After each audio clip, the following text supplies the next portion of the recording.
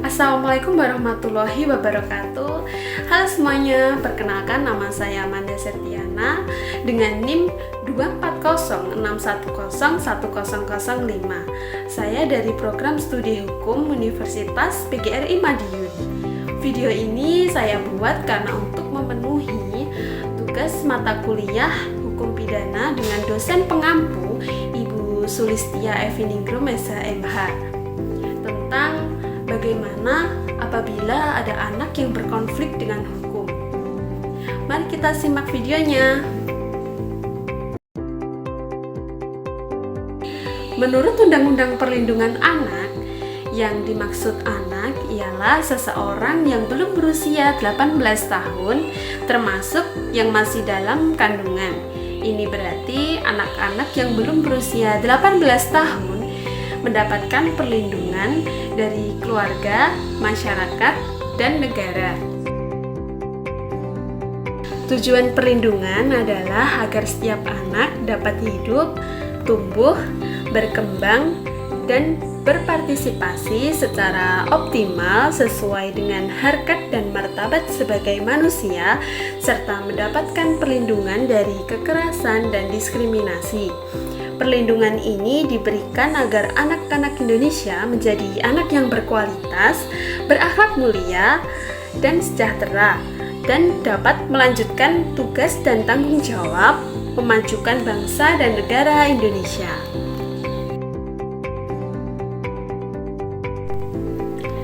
Jadi, anak yang berkonflik dengan hukum atau disingkat ABH itu adalah anak yang sekurang-kurangnya dari 12 tahun dan belum mencapai 18 tahun dan belum pernah melakukan perkawinan, yang melakukan dugaan tindak pidana atau pelanggaran hukum tertentu. Dalam konteks hukum Indonesia, ABH atau anak yang berkonflik dengan hukum itu mencakup yang pertama ada anak sebagai pelaku tindak pidana, yang kedua anak sebagai korban tindak pidana, dan yang ketiga anak sebagai saksi suatu tindak pidana. Seseorang yang sudah berusia 12 tahun itu dianggap sudah mampu bertanggung jawab atas perbuatannya dan mengetahui baik atau buruknya sebuah perbuatan sehingga dapat diajukan ke peradilan pidana. Namun, bukan berarti anak yang belum berusia 12 tahun dan melakukan suatu tindak pidana itu tidak akan dilakukan pemeriksaan. Ia akan tetap diperiksa dan dilakukan penyelesaian secara kekeluargaan. Anak yang belum berusia 12 tahun dianggap belum mampu bertanggung jawab atas perbuatannya dan belum mengetahui baik atau buruknya sebuah perbuatan sehingga tidak dapat diajukan ke pengadilan, dan tanggung jawabnya akan diletakkan pada orang tua atau wali. Dalam proses persidangan, orang tua atau wali selain menyidangkan kasus anaknya juga merupakan proses untuk mengetahui kemampuan orang tua atau wali itu dalam mendidik atau membimbing anak. Selama proses persidangan, orang tua atau wali itu harus hadir dan sebelum putusan hakim dapat menyampaikan hal-hal yang meringankan terdakwa atau tersangka. Mengapa hal ini penting untuk diperhatikan? Karena anak berbeda dengan orang dewasa. Anak itu masih dalam tahap perkembangan fisik, mental, sosial. Mereka belum sepenuhnya matang dalam berpikir, mengendalikan emosi, dan memahami akibat perbuatannya. Karena itu, sistem peradilan pidana anak harus berbeda dengan peradilan orang dewasa. Hal ini sudah diatur dalam Undang-Undang Nomor 11 Tahun 2012 tentang Sistem Peradilan Pidana Anak atau UU SPPA yang mengedepankan keadilan restoratif dan diversi. Walau sudah melampaui batas umur 18 tahun tetapi belum mencapai 21 tahun, anak tetap diajukan ke sidang anak. Berbeda dengan ABH, anak yang berhadapan dengan hukum adalah anak yang menjadi korban atau saksi tindak pidana. Misalkan anak yang menjadi korban pemerkosaan, korban pemukulan, dan yang menjadi saksi pencurian. Sedangkan ABH itu adalah ketika anak diposisikan sebagai terdakwa atau tersangka pelaku tindak pidana.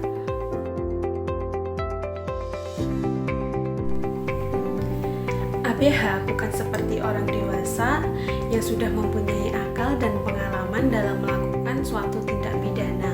ABH melakukan tindak pidana selain karena belum matangnya kemampuan berpikir, bisa juga disebabkan karena lingkungan sosial, keluarga, kemiskinan, dan gagalnya tanggung jawab negara untuk memenuhi hak-hak anak. Sehingga walaupun mereka dituduh melakukan tindak pidana, mereka harus dipandang sebagai korban dari sistem sosial yang tidak memenuhi hak-hak anak secara umum.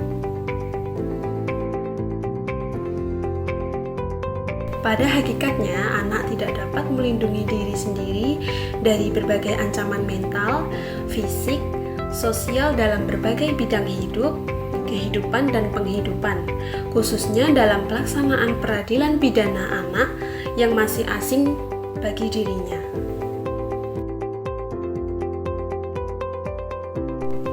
Dalam hukum, anak-anak dilarang untuk melakukan perbuatan-perbuatan yang dilarang dalam Kitab Undang-Undang Hukum Pidana atau undang-undang yang lain, juga berlaku bagi orang dewasa. Dan perbuatan yang dinyatakan terlarang bagi anak, baik menurut undang-undang maupun menurut peraturan hukum lain yang hidup dan berlaku dalam masyarakat yang bersangkutan. Namun, perbuatan ini tidak dilarang untuk orang dewasa.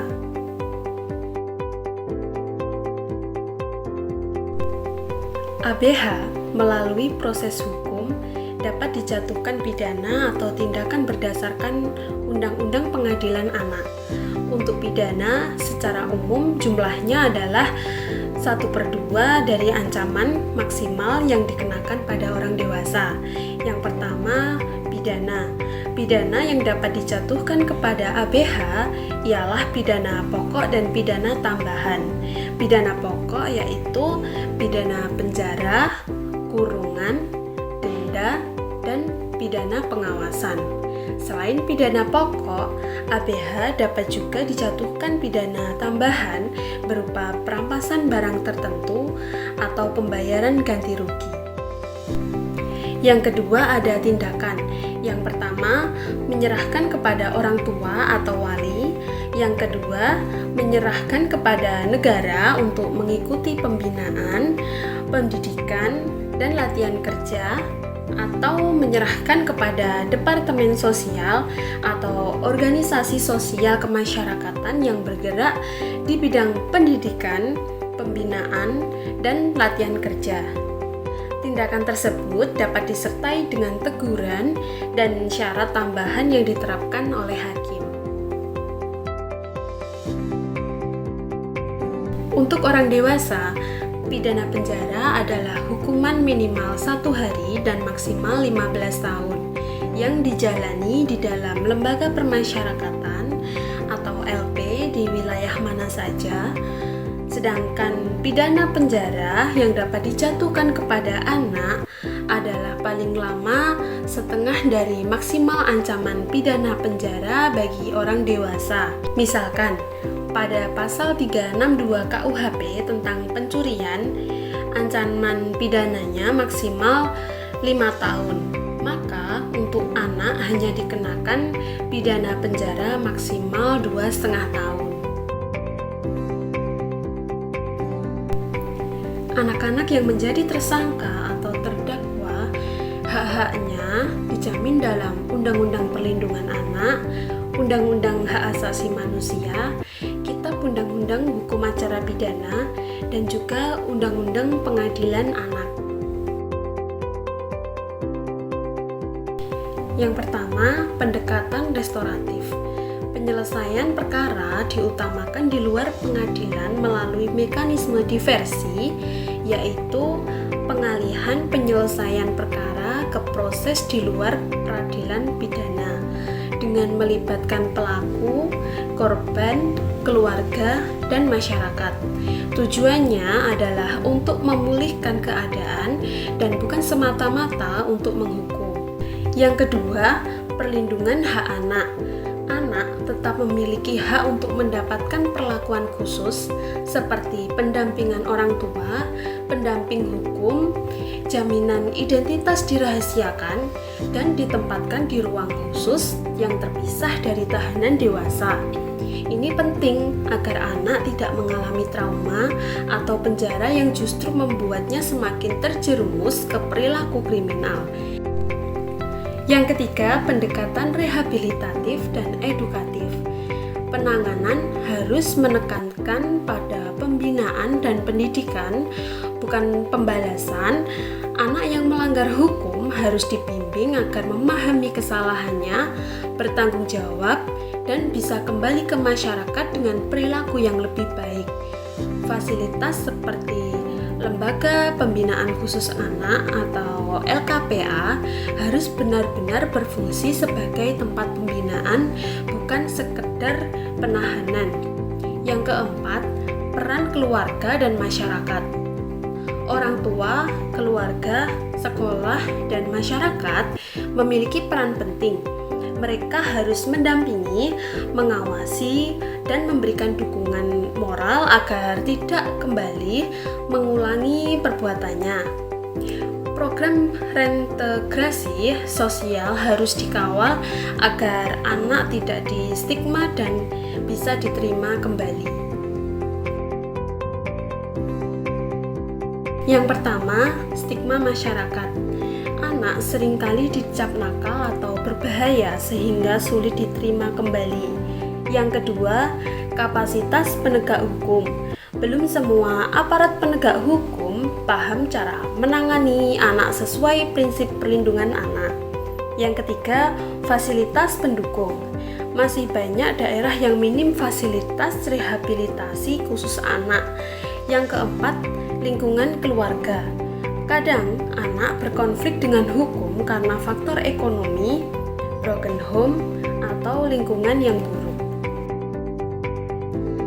Jadi kesimpulannya, apabila ada anak yang berkonflik dengan hukum, penanganannya harus berbeda dengan orang dewasa, berlandaskan prinsip perlindungan anak, keadilan restoratif, dan pendekatan edukatif.